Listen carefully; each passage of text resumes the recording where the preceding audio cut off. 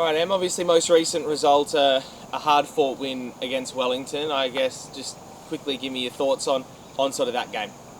Yeah, obviously I think it was a very evenly contested game, statistically and obviously to watch as well as a spectator.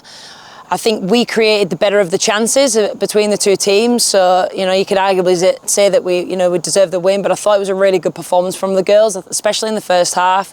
We didn't really give much away. We controlled possession, controlled the first half really well, and then I think just in the second half there, fitness let us down a little bit of tired legs, but ultimately we held out for the win and really good strike by Fuller. Yeah, as you said, brilliant strike by Tiana, only 16 years old. It feels like, she's going from strength to strength, her first start and then getting the match winner.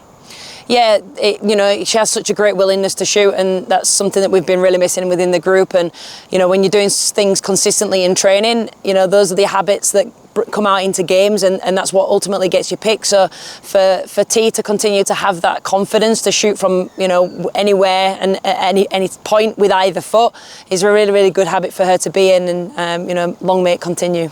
Newcastle this week, our first F3 derby of the season. How much are you looking forward to that? And I guess in that, what have you made of Newcastle this season, and what do you expect from them tomorrow?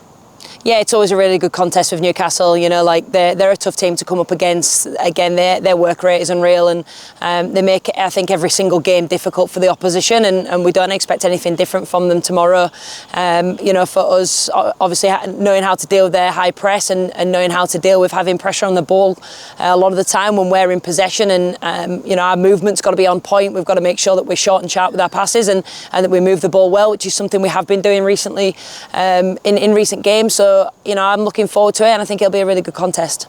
Second year of the Women's F3 Derby being back. Just tell me a little bit about how much the Derby means to this group.